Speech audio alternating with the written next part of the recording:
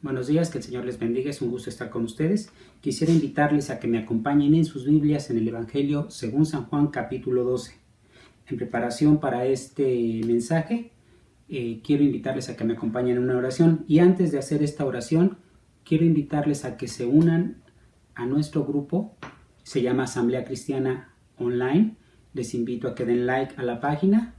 Y en preparación vamos a inclinar nuestro rostro. Señor y Padre, que estás en el reino de los cielos, quiero agradecerte por tu amor y por tu misericordia. Bendice este tiempo, Señor, y permite, Padre, que tu palabra traiga exhortación, aliento, pero sobre todo esperanza. Te pido esto en el nombre de Cristo Jesús. Amén. Voy a darle lectura a lo que dice el Evangelio según San Juan capítulo 12, del verso 12 hasta el 19. Al día siguiente, cuando oyeron que Jesús venía a Jerusalén, la gran multitud que había venido a la fiesta tomó ramas de palmera y salió a recibirle, y lo aclamaban a gritos: Hosana, bendito el que viene en el nombre del Señor, el Rey de Israel. Habiendo encontrado Jesús un borriquillo, montó sobre él, como está escrito: No temas, hija de Sión, he aquí tu rey viene sentado sobre una cría de asna. Sus discípulos no entendieron estas cosas al principio, pero cuando fue glorificado, entonces se acordaron de que estas cosas estaban escritas acerca de él, y que estas cosas le hicieron a él. La gente que estaba con él daba testimonio de cuando llamó a Lázaro del sepulcro y le resucitó de entre los muertos. Por esto también la multitud salió a recibirle, porque oyeron que él había hecho esta señal. Entonces los fariseos dijeron entre sí: Ved que nada ganáis, he aquí el mundo se va tras él. Es interesante este pasaje. Nos estamos preparando para lo que todos en el mundo cristiano conocemos como la Semana Mayor o la Semana Santa. Esta es la semana final en la vida terrenal de nuestro Señor Jesucristo y comienza con una efusión de reconocimiento público. La gente estaba alegre. Esa historia de la entrada mesiánica de Jesús en Jerusalén se encuentra en los 4 evangelios. Es uno de los últimos eslabones de la cadena que conducen hacia el evento, al cisma final en la vida del Señor Jesús. Jesús pasa a ser el centro de atención para destacar y atraer la atención de la gente hacia la representación del evento más importante, sí, el evento más importante en la historia de la humanidad, su muerte y resurrección. Jesús fue una persona tan controversial que le fue imposible estar cerca de Jerusalén y pasar desapercibido. Estaban los que creían en él, estaban los que no creían en él, pero no había puntos intermedios, o lo aceptabas o lo rechazabas. No había puntos de que no tenían una opinión acerca de Jesús. Tanto los propios judíos como aquellos que vivían o que estaban cerca de Jerusalén habían escuchado de Jesús y tenían una opinión acerca de él. Así es que de todo el país la gente vino a la fiesta de la Pascua, porque esta era una de las celebraciones santas. Muchos, se nos dice, que buscaron a Jesús. De hecho, en el verso 56 del capítulo 11 dice: buscaban a Jesús y se decían unos a otros, estando en el templo: ¿qué os parece? Que tal vez ni venga a la fiesta. Pensaban que Jesús nos iba a presentar, estaban expectantes acerca de lo que habría de hacer Jesús. Y también estuvo ahí Lázaro. Lázaro, les recuerdo que era un amigo de Jesús, que representa uno de los más grandes milagros en la historia. De hecho, se trata de un milagro que nos hace ver el poder de Jesucristo aún en contra de la muerte. Debido a que Lázaro había muerto y resucitó 4 días después, cuando se suponía que su cuerpo ya estaba en descomposición, el Señor Jesucristo, con una voz de mando, le ordena salir de la tumba y recuperar la vida. Muchos judíos ahora en este punto creen en Jesús, incluyendo a fariseos. Entonces los principales sacerdotes planearon, por consecuencia de esto, matar a Jesús, y derivado de lo que se menciona en la parte final del verso 19. Ved que nada ganáis, he aquí el mundo se va tras él. Así es que esto es la culminación, es la confrontación definitiva que va a llevar al Señor Jesucristo a hacer el sacrificio máximo para la redención de la humanidad. Ese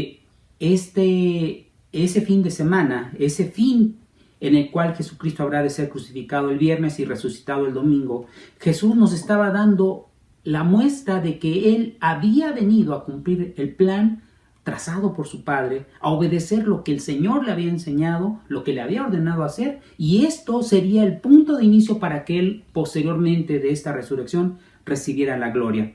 Como vamos a observar, la honra de Jesús afectó a diferentes grupos de personas y las afectó de diferentes maneras, por supuesto. La pregunta que aún nos queda es, ¿qué haces con el desafío a tu vida que Jesús nos presenta? Esto es muy importante. Vamos a ver nuevamente los versos 12 y 13 de este pasaje. Dice, al día siguiente, cuando oyeron que Jesús venía a Jerusalén, la gran multitud que había venido a la fiesta tomó ramas de palmera y salió a recibirle, y lo aclamaban a gritos. Hosana, bendito el que viene en el nombre del Señor, el Rey de Israel. Con el versículo 12 comienza la última semana de la vida terrenal del Señor Jesucristo. Al día siguiente, estamos hablando del domingo, como se conoce en el mundo cristiano, el domingo de Ramos. Al día siguiente, la gran multitud que había venido a la fiesta, cuando escucharon que Jesús vendría a Jerusalén, estaban ahí. Dice, el día siguiente. Probablemente, como les digo, es el domingo anterior a la crucifixión. Y cuando Jesús se acerca a Jerusalén, un salvaje entusiasmo estalla en la gente. Miles de peregrinos galileos habían venido a la Pascua y habían visto muchas de las grandes obras del Señor Jesucristo. Y no hay que olvidar que en esta ocasión está Lázaro con él, una evidencia tangible del poder del Señor Jesús. Así es que estos peregrinos que habían llegado a la ciudad de Jerusalén para celebrar la Pascua y que habían visto los milagros, ahora estaban delante de Jesús. Ellos que anteriormente habían rechazado el papel de un Mesías político, pero que pensaron que tal vez ahora era el momento correcto. Jerusalén era la ciudad del gran rey y Jesús estaba llegando a ella. Para ellos era una idea muy fija en la mente y el corazón del pueblo judío. Ellos querían ser liberados del yugo romano. Esperaban que su Mesías, al presentarse, traería una bendición de libertad. Así es que esto era lo que estaban expectantes ellos. Por esta razón ya estaban preparados. Y para comprender los eventos de ese día debemos tratar de darnos cuenta de cuán rápidamente y cómo pensaron los gobernantes lo peligroso que era la persona de Jesús. La emoción, por lo que se nos narra aquí, aumenta entre la multitud. La estimación de las personas que había en ese momento y dada la celebración, dicen algunos comentaristas que había 100,000 personas y algunos llegan a decir que había cerca de 2 millones de personas y que habían venido para esta fiesta. Oír hablar de la resurrección de Lázaro, imagínense la algarabía por haber escuchado esto, y esto traería un sentimiento de emoción y de gran gozo porque ellos esperaban la liberación del pueblo de Israel. La Pascua siempre fue un momento en el que el sentimiento nacional estaba listo para encenderse. Recuerden que la Pascua representaba el momento en el que Dios liberó al pueblo de Israel del yugo egipcio. Así es que la entrada del Señor Jesús, víspera de la Pascua, pues todo esto parecía ser un caldo de cultivo para crear la idea de que Dios habría de iniciar la liberación del pueblo de Israel. Así es que cualquier chispa podría encender inmediatamente. Si el Señor Jesús hubiera dicho, si hubiera sido un líder político y hubiera dicho, vamos a las armas, seguramente la gente lo habría seguido. Entonces todo esto es lo que está en el escenario. Así es que el mundo político, los gobernantes, los líderes, los que tenían mucho que perder en términos humanos y en términos de posición social, estaban preocupados.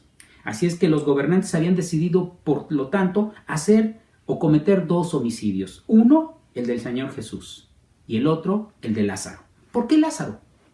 Porque Lázaro representaba que Jesús era quien decía ser. Así es que o aceptabas a Jesús o lo rechazabas. Y el punto es que los que rechazaban a Jesús estaban dispuestos a matar a quien fuera necesario con tal de cumplir sus propósitos. Así es que ellos habían decidido ya anteriormente, unos meses o un año tal vez atrás, habían decidido matar a Jesús, pero ahora que Lázaro ha resucitado, lo incluyen en esta lista. Así es que, con cínico desprecio a la justicia, determinaron poner a Lázaro también en la muerte por causa de su condición. Así es que, simplemente debido a este sentimiento popular, se podía haber esperado que Jesús, como lo había hecho hasta ahora, buscara escapar a la privacidad o desalentar a la adoración ofrecida por una multitud cuyo ideal mesiánico no era el que el Señor Jesucristo venía a ejemplificar. Jesús no vino a conquistar la tierra desde el punto de vista militar. Él vino a conquistar el corazón de la gente para establecer el reino de Dios en la tierra. Así es que las Escrituras debían cumplirse. Así es que era necesario que Él entrara a Jerusalén Y en esta ocasión, por única ocasión, Él recibe y permite ser honrado y adorado. Esto es lo que sucede en esa entrada. Esta multitud simplemente no vino a saludarlo, le tendieron ahora sí como la alfombra real, como lo dice el verso 13, y tomaron ramas para poder simular un lugar adecuado para que pasara el Señor Jesucristo. Y gritaron: Hosana, bienvenido o bienaventurado el que viene en el nombre del Señor, el Rey de Israel. La expectativa mesiánica, por lo que entendemos por esta frase, era muy alta. La multitud le dio la bienvenida a Jesús, agitando sus ramas de palma como símbolos de victoria y posiblemente haciendo alusión al nacionalismo judío. La gente gritaba, en griego sería ekrausgazón, que significa Hosana. El grito Hosana en hebreo significa por favor salva, o salva, o sálvanos ahora. Esto lo encontramos en el Salmo 118, verso 25. Salmo 118, verso 25. Este salmo dice lo siguiente. Salmo 118, verso 25. 119, disculpen. 118, 25. Oh Jehová, sálvanos por favor, oh Jehová, haznos prosperar. Y en el verso 26 dice: bendito el que viene en el nombre de Jehová, desde la casa de Jehová os bendecimos. Entonces el pueblo de Israel estaba citando el Salmo 118, atribuyendo títulos mesiánicos a Jesús, como el de que Él viene. Entonces, aquí se está mencionando a Jesús, o se le está dando el reconocimiento de ser el Mesías esperado. La siguiente alabanza: bendito es el Rey que viene, el Rey de Israel, no está en el Salmo y se aparta considerablemente de su intención. Entendemos así que la multitud estaba saludándolo como libertador nacional. La entrada triunfal o las entradas triunfales en aquella época eran comunes en el tiempo antiguo. Un héroe o un conquistador vuelve a su ciudad trayendo el botín de sus batallas o victorias de conquista. Así que con esta imagen en mente, imagínense que deben entender que lo que estaba viendo la gente es como en recepción o en una actitud de recibimiento para el rey que viene con todo el botín de guerra. Así es que ellos están haciendo una expresión acerca de este supuesto líder para ellos, para saludarle como el rey que habría de liberarlos. Esto es lo que la cultura judía en ese contexto estaba haciendo. Por eso salieron a la entrada de Jerusalén y se pusieron ahí y ondearon las palmas con el ánimo de glorificar y exaltar y honrar al Señor Jesucristo.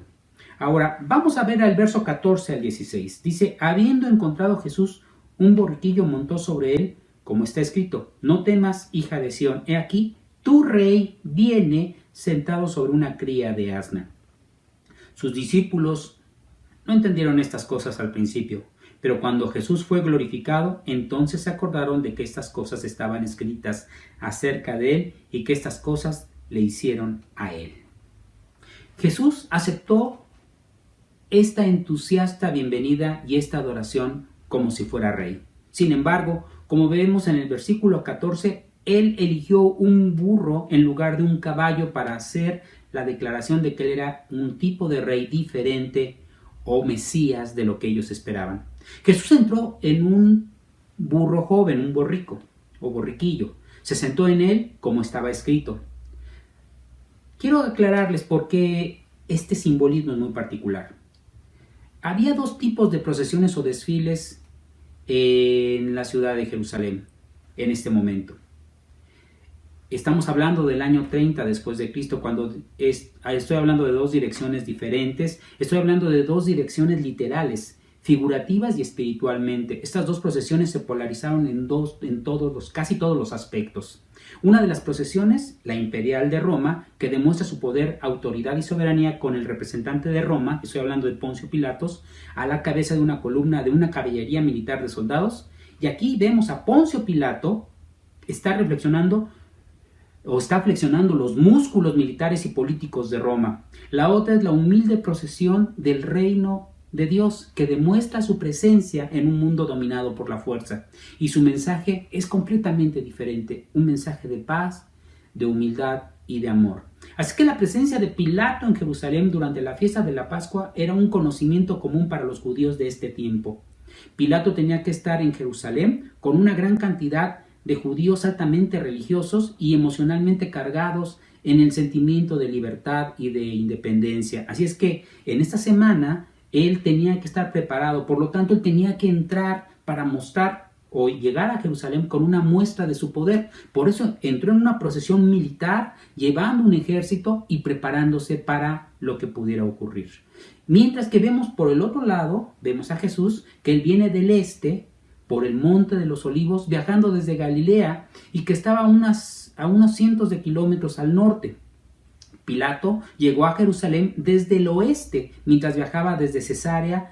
Esta era una ciudad marítima y que estaba a 96 kilómetros al oeste. Entonces vemos que vinieron dos procesiones en ese periodo. Una en la que venía Pilato para mostrar el poderío romano, mientras que en la otra vemos a Jesús para mostrar el gran amor y misericordia del reino de Dios. Así es que esta última semana, imaginen la llegada de la procesión imperial a esta ciudad, la entrada de Pilato. Una muestra del poder con caballería, soldados de infantería, armaduras de cuero, cascos, armas, estandartes, águilas doradas, montadas sobre postes, el sol brillando sobre el metal y los colores dorados de las armaduras, y el sonido de la marcha de infantería, el crujido del cuero de las sandalias van marchando, el tintineo de las brigadas y el galopeo de los tambores, el remolino del polvo, los ojos de los espectadores silenciosos, algunos curiosos, otros tal vez impresionados, con otros o tal vez otros resentidos. La procesión de Pilato exhibió no solo el poder imperial de Roma, sino también la teología imperial de este pueblo. Según esa teología, el emperador no era simplemente el gobernador de Roma, sino que era el Hijo de Dios. Comenzó con el más grande de los emperadores esta idea, Augusto, que gobernó Roma desde el año 31 a.C. hasta el año 14 después de Cristo. Según su historia, según lo que contaban los romanos, su padre era el dios Apolo, quien lo concibió con su madre Atía. Las inscripciones se refieren a él como el Hijo de Dios, Señor y Salvador, alguien que había traído paz a la tierra. Vean, es curiosa el contraste que vemos en este sentido. Después de su muerte, se le vio ascender al cielo para formar su lugar permanente entre los dioses. Sus sucesores continuaron teniendo títulos divinos, incluyendo a Tiberio, emperador del 14 al 37 después de Cristo, y por lo tanto emperador durante el tiempo de la actividad pública de nuestro Señor Jesucristo. Pero para los súbditos judíos de Roma, la procesión de Pilato no solo encarnaba un orden social rival, sino también una teología y una enseñanza espiritual contraria. Así es que la selección de la montura de parte del Señor Jesucristo tenía un dote muy significativo.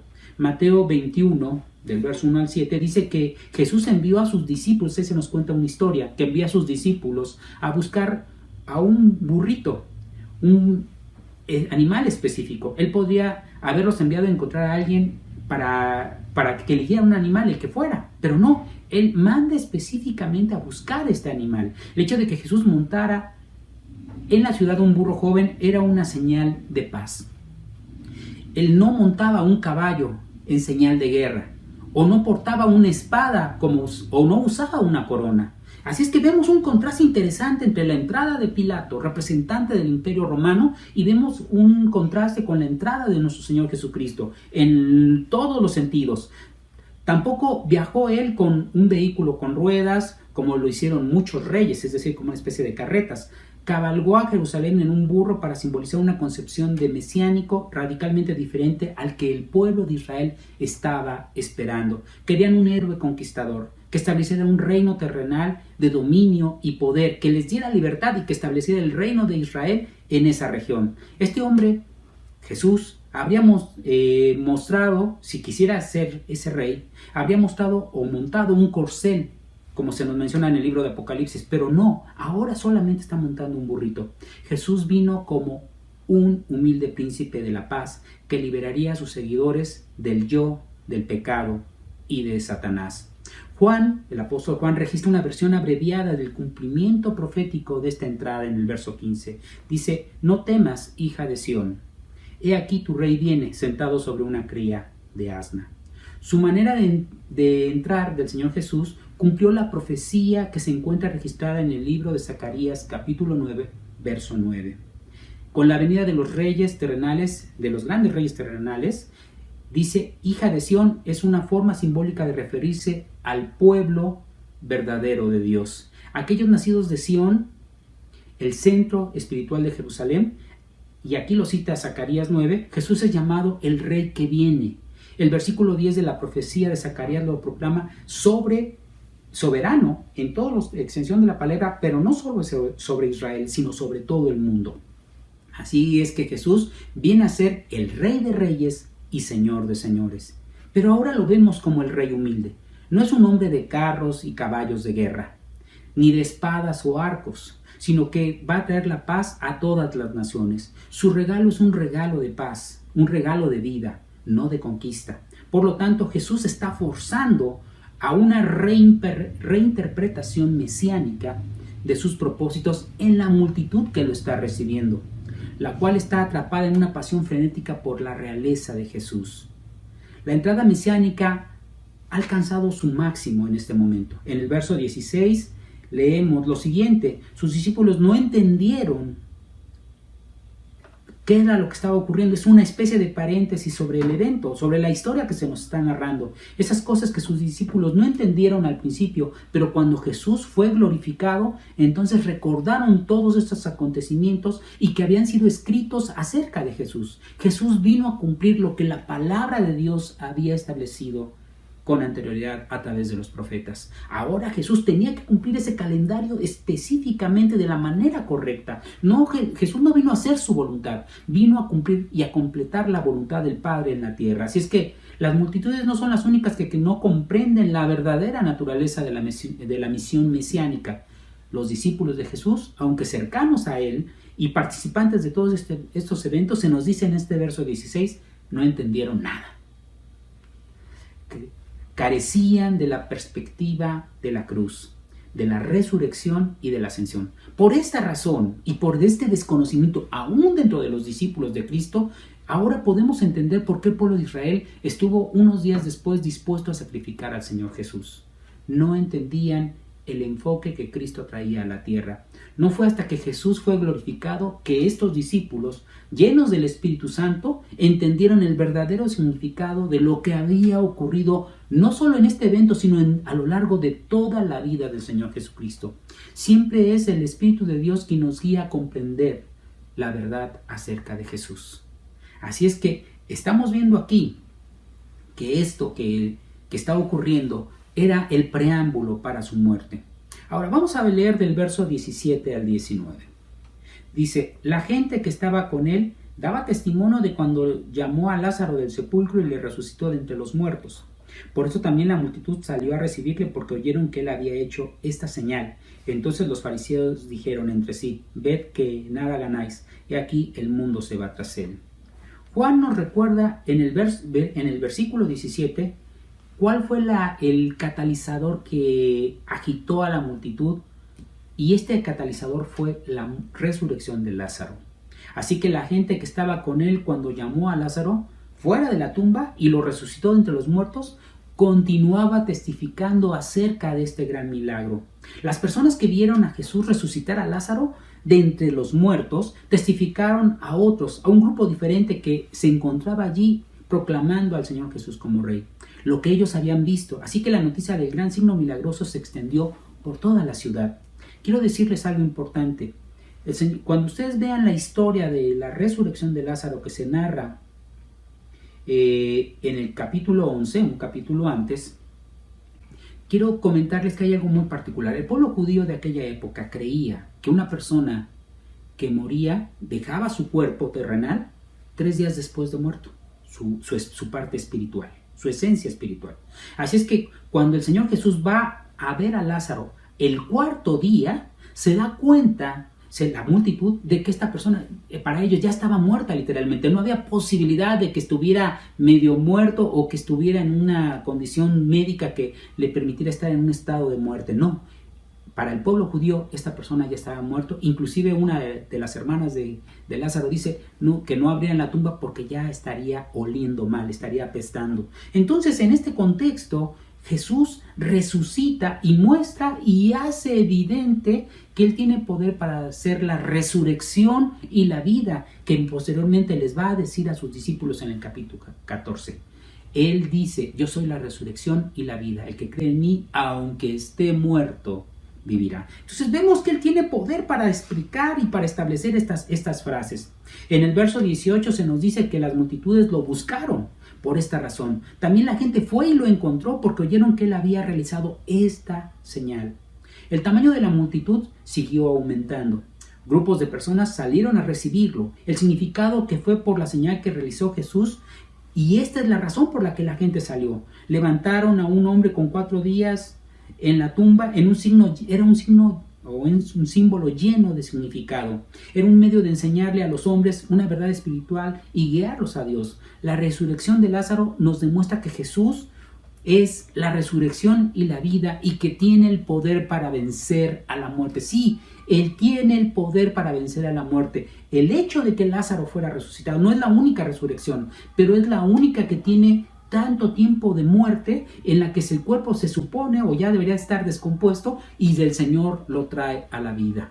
Entonces aquí no hay una forma de discutir este milagro, no hay forma de cuestionar este milagro. Los mismos fariseos que habían criticado al Señor Jesucristo, al ver este milagro aceptaron a Jesús. Así es que la implicación que tiene esto fue muy fuerte. El pueblo se dio cuenta de que alguien especial estaba entre ellos. Así es que Él podría liberarlos del poder de Roma. Pero cuando lo ven entrar a Él, lo ven entrar en un burrito, la gente tiene que tomar una decisión. Y en este punto la gente y los discípulos no entendieron.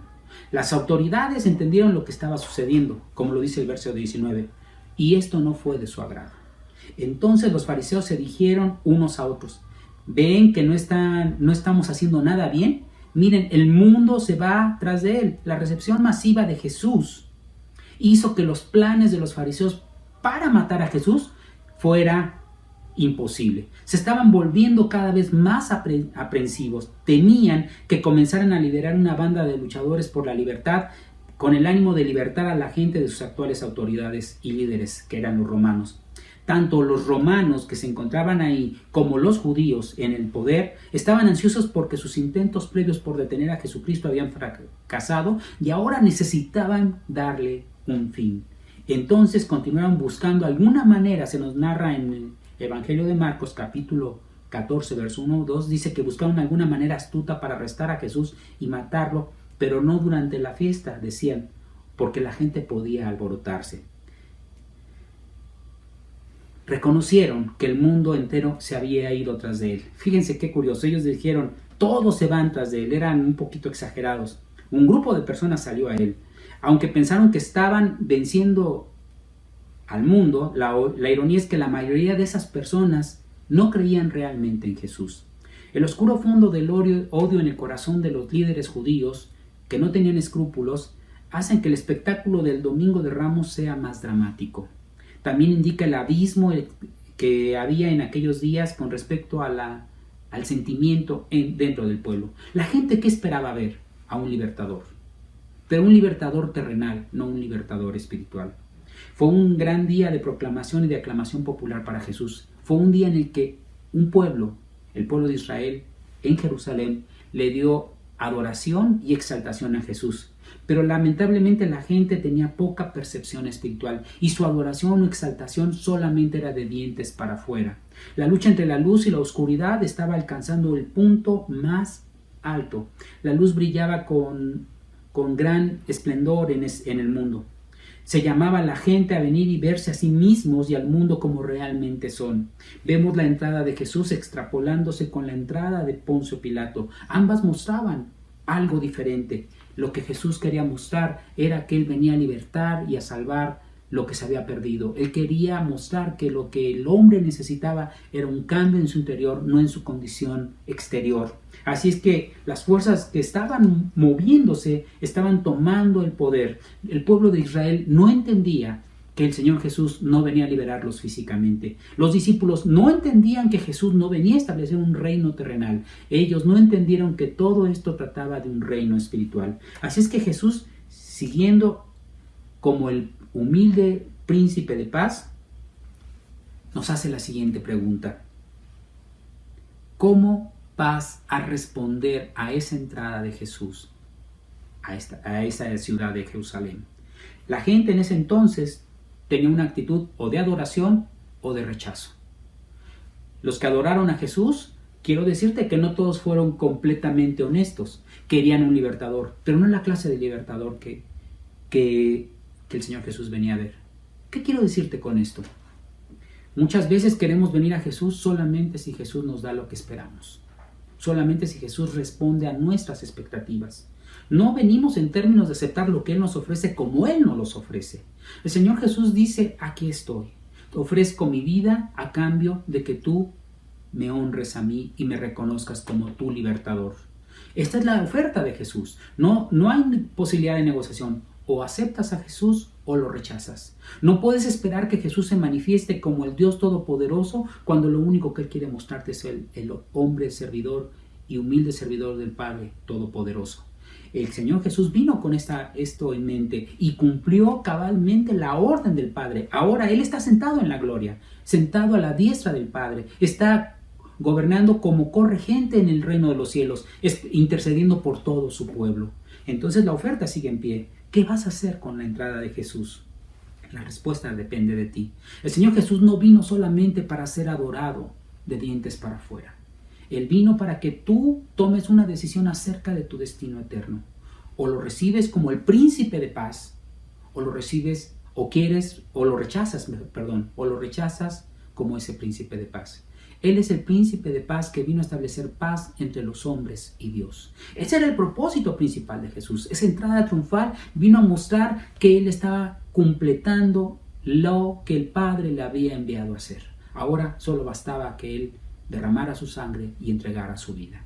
Así es que ahora, con esto mismo en mente, quiero preguntarte, ¿estarás dispuesto a entregarle tu vida a Dios? ¿Estarás dispuesto a entregarle con un sí tu corazón al Dios Todopoderoso, permitiendo que ese príncipe de paz se siente en el trono de tu corazón? Esta es la pregunta que debes responder. Quiero invitarte a que si tú estás tomando esta decisión el día de hoy, inclines tu rostro y hagas conmigo esta oración. Señor y Padre que estás en el reino de los cielos, queremos reconocer, Señor, que tu Hijo Jesús vino a esta tierra, que tomó forma humana y que habitó entre los hombres para mostrarnos la misericordia del Dios Todopoderoso. Gracias, bendito Jesús, porque en esta tierra mostraste el carácter y la personalidad del Dios de amor y de misericordia que gobierna nuestra vida. Hoy quiero pedirte, bendito Dios, que lo que tú hiciste, Señor, en esa cruz, sea una realidad para los que están en esta mañana viendo este mensaje. Quiero pedirte, Padre, que toques sus vidas y que les permitas ver que no es con espada ni con ejército, es con tu Santo Espíritu, con lo que podemos, Señor, caminar y transitar en esta vida. Hoy quiero pedirte en el nombre de Jesús y que por medio de tu Espíritu Santo redargullas de nuestra necesidad, Señor, de un Salvador, de nuestra condición de pecado, de que un día habrá de existir un juicio para todo lo que hemos hecho. Si nosotros, Señor, nos enfrentamos ante ti con nuestras manos, con nuestras obras, con nuestros actos, vamos a encontrarnos con la novedad de que estamos faltos delante de ti. Hoy te pido, bendito Señor, que permitas, Dios, que cada uno de tus hijos, Señor, que cada uno de los que hoy nos están escuchando, reconozcamos que el único camino que nos lleva al cielo es el Señor Jesucristo. Ese hombre que entró de manera humilde a un pueblo que lo recibió con palmas, pero que unos días después le tendió, Señor, la trampa y lo sacrificó. Hoy te pido, bendito Padre, que esa sangre que fue derramada por mi culpa, por la culpa de cada uno de nosotros, hoy, Señor, lave nuestras vidas. Lávanos, Señor, y límpianos. Permítenos honrarte como el Dios Todopoderoso. Y permítenos, Señor, que tú, Señor, te sientes en el trono de nuestro corazón y seas nuestro Rey, nuestro gobernante, nuestro príncipe de paz. Y que por medio de ese sacrificio que hiciste en la cruz, nos reconcilies con el Padre. Por Cristo Jesús te pedimos esto. Amén. Nuevamente les agradezco el que hayan estado con nosotros. Les invito a que nos acompañen la próxima semana. Que el Señor les bendiga.